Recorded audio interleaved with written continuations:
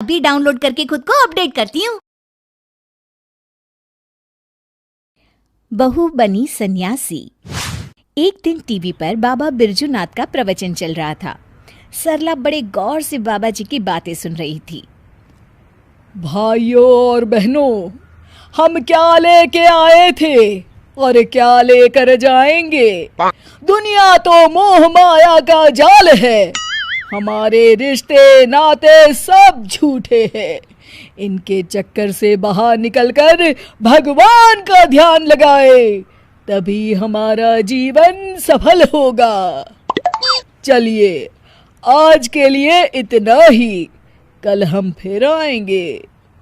प्रणाम बाबा जी। सरला बाबा बिरजूनाथ की परम भक्त थी। वो हमेशा उनका प्रवचन सुनती थी। एक दिन, सरला, जल्दी से मेरा नाश्ता लगा दो, मुझे देर हो रही है भाई। तभी विनोद देखता है कि सरला अपनी आंखें बंद कर ध्यान की मुद्रा में बैठी है। अरे तुम यहाँ बैठी कौन सा मंत्र पढ़ रही हो? मेरा नाश्ता कहाँ है? सरला अपनी आंखें खोलती है और मुस्कुराकर जवाब देती है, क्रोध मनुष्य का सबसे बड़ा दुश्मन है, उस पर काबू करना सीखिए स्वामी। अरे ये स्वामी कौन है? मेरा नाम तो विवेक है, भूल गई क्या? और कब से भूखा बैठा हूँ, चलो ना मेरे लिए जल्दी से नाश्ता बनाओ ना तुम।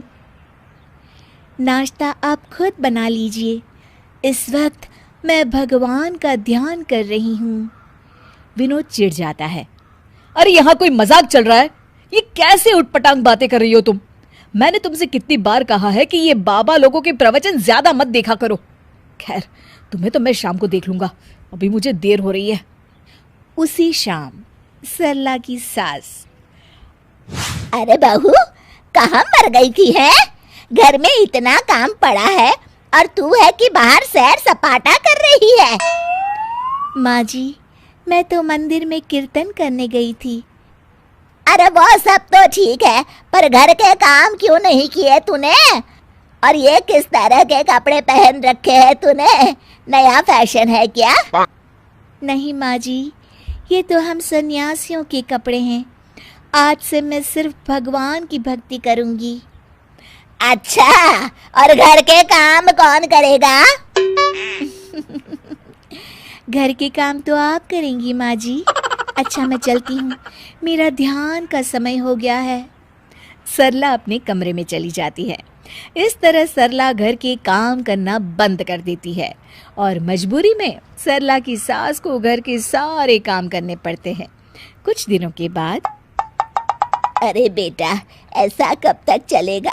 इस बुढ़ापे में सुबह से शाम तक काम कर कर के लगता है मैं तो बहुत जल्द भगवान को ही प्यारी हो जाऊंगी। तुझे अपनी माँ की जरा भी चिंता नहीं है क्या? माँ, मेरी तो समझ में नहीं आता कि सरला का क्या करूं। एक बात बोलूं बेटा, जब से बहू सन्यासी बनी है तब से कुछ ज्यादा ही पेटू हो गई है। सारा दिन खाने का ऑर्डर देती रहती है। तभी दरवाजे पर सरला की सहेली कोमल आती है। नमस्ते माँ जी, सरला घर पर है क्या? हाँ, है अपने कमरे में। थोड़ी देर के बाद सरला अपने कमरे से आवाज देती है, माँ जी, 2 कप चाय ले आइएगा और साथ में कुछ नाश्ता भी। अरे जरा दम तो लेने दे महारानी। कुछ कहा क्या माँ जी? अरे कुछ नहीं बहू, आती हूँ चाय नाश्ता लेकर अभी। सरला की सास जैसे ही नाश्ता लेकर कमरे की तरफ जाती है कि दोनों के जोर जोर से हंसने की आवाज सुनाई देती है। सरला की सास वहीं रुककर दोनों की बातें सुनने लगती है। मान गए तुझे सरला, आखिर तू शर्त जीत गई। इतने दिनों से तूने अपनी सास को क्या बेवकूफ बना के रखा है और इस घर में मजे कर रही है। अरे वो बुढ़िया आधी बेवकूफ तो पहले से थी, मैंने अब उसे पूरी बेवकूफ बना दिया। अच्छा, तो ये बात है। ठहर जा बहू, अब तू देख ये बेवकूफ बुढ़िया क्या करती है। सरला की सास अपने बेटे विवेक को सारी बात बता देती है। अगले दिन, क्या हुआ माँ जी, ये सूटकेस लेकर आप लोग कहाँ जा रहे हैं और आज आप दोनों ने मेरी तरह सन्यासियों वाले कपड़े क्यों पहन रखे हैं? बहू, आज से हम दोनों भी तेरी तरह सन्यासी बन गए हैं। इसीलिए मैंने फैसला किया है कि हम ये घर बेचकर हिमालय चले जाएंगे भगवान की तपस्या करने। हैं? लेकिन माँ जी, आप ये घर कैसे बेच सकती हैं? मेरा मतलब आपके हिमालय जाने के बाद मैं कहाँ रहूंगी? अरे तू भी तो सन्यासी है, और एक सन्यासी को घर की क्या जरूरत। चल तू भी अपना सामान बांध ले, चल जल्दी कर बेटा। बाबा बिरजूनाथ बिल्कुल सही कहते हैं।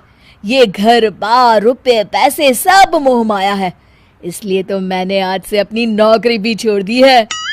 अरे वो बिरजू बाबा पागल है, उसकी सुन के आप दोनों ने इतना बड़ा कदम उठा लिया। क्या कहा बहू तूने? अपने सामने कोई और रास्ता न देख वो सच कबूल कर लेती है। मुझे माफ कर दीजिए माँ जी, मैं आज तक नाटक कर रही थी। अरे तो हम कौन सा सच में सन्यासी बन गए, हम भी तो नाटक कर रहे थे। माँ ने बिल्कुल सही कहा। अब तुम्हारे ड्रामे का पर्दा गिर चुका है सरला। चल बहू चल, जल्दी से झाड़ू उठा और घर की साफ सफाई में लग जा।